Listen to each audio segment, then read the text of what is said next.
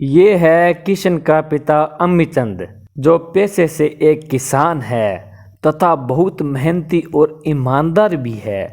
खेतों का सारा कार्य अम्मीचंद ही करता है। ऐसा नहीं है कि इसकी कोई औलाद नहीं है। इसका एक बेटा है किशन, जो सारा दिन गांव की चौपाल में बैठा रहता है। अरे किशन, तुम्हारे मौज है।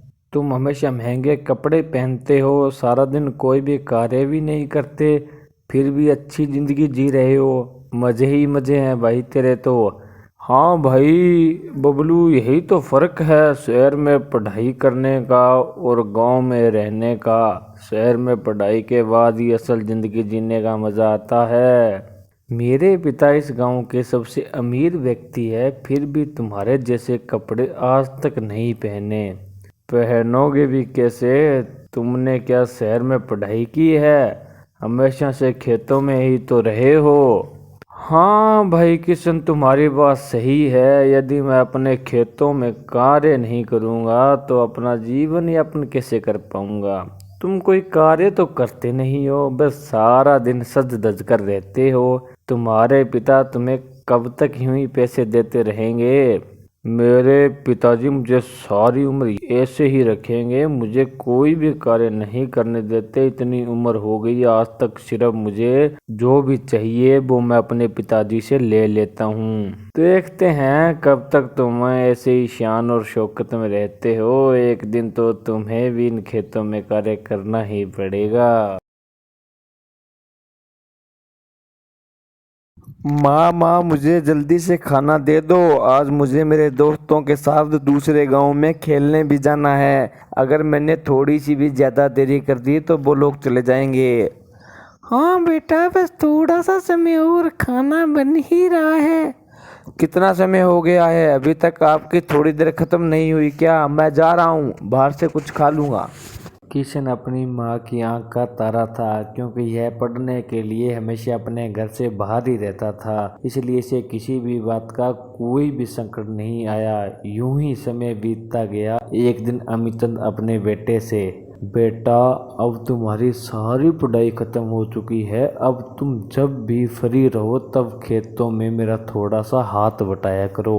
ये अब क्या कह रहे हैं पिताजी? मैं आज तक कोई भी कार्य नहीं किया। मेरे साथ जितने भी मेरे दोस्त हैं वो सभी बहुत अमीर हैं, वे कोई भी कार्य नहीं करते हैं। देखो किशन, तुम्हारी पढ़ाई मैंने कर्जा लेकर सबसे महंगे स्कूलों में कॉलेजों में कराई है, जिस कारण जितने भी तुम्हारे दोस्त हैं उनके पिता बहुत अमीर हैं। हम उनकी बराबरी नहीं कर सकते हैं। नहीं पिताजी, मुझसे कोई भी कार्य नहीं होगा। यदि आप ज्यादा जिद करोगे तो मैं घर छोड़कर चला जाऊंगा और कभी वापस नहीं आऊंगा। किशन की यह बात सुनकर अम्मीचंद बहुत आहत होता है, परंतु अपने बेटे को सही रास्ता दिखाने के लिए वह कुछ सोचता है। तुम्हारे लाड प्यार ने इसे बहुत ज़्यादा बिगाड़ दिया है।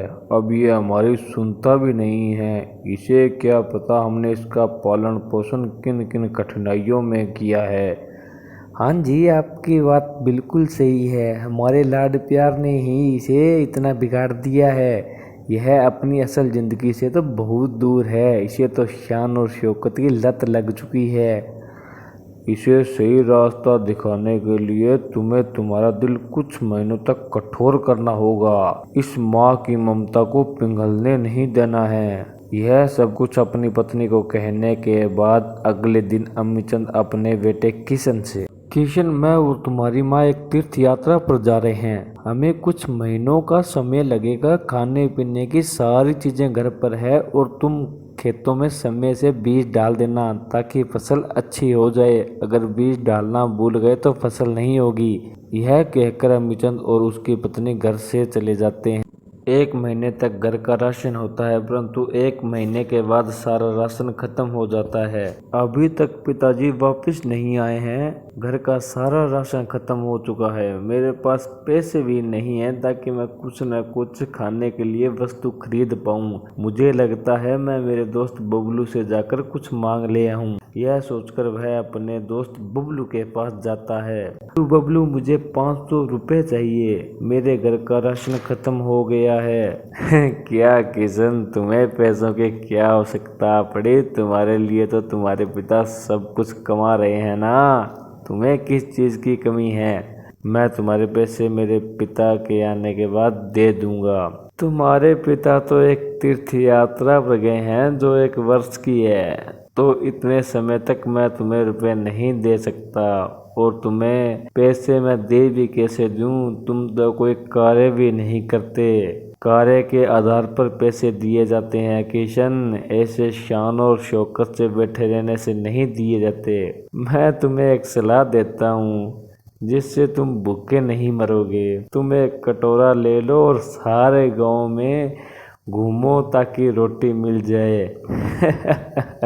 यह सुनकर किशन को बहुत दुख होता है। वह सोचने लगता है कि पैसे कमाने बहुत कठिन है, परंतु इन कठिनाइयों के बावजूद भी उसके पिता ने उसके लिए बहुत कुछ किया है। वह सोचने लगता है कि अब मैं इसी पढ़ाई का सदुपयोग खेती के लिए करूंगा। खेतों में जाता है, परंतु वह देखता है कि उसके खेतों में कुछ भी नहीं है, क्योंकि उसके पिता के तीर्थ यात्रा पर जाने के बाद उसने खेतों में कुछ भी नहीं बोया था। मेरे खेतों में तो कुछ भी नहीं है, यदि मैं अब फसल को बीजता हूँ तो उसे पकने में 6 महीने का समय लगेगा। यह सब कुछ सोचकर वह सेठ के पास जाता है। सेठ जी, मेरे पास बैलगाड़ी है, यदि आपकी फसल शहर ले जानी हो तो मुझे बताइए, मैं आपकी फसल शहर लेकर चला जाऊंगा। क्यों नहीं किशन, हमें तो बैलगाड़ी की आवश्यकता थी, तुम आज से ही हमारी फसल शहर ले जाना शुरू कर दो, इसके बदले मैं तुम्हें हर रोज 500 रुपए दूंगा।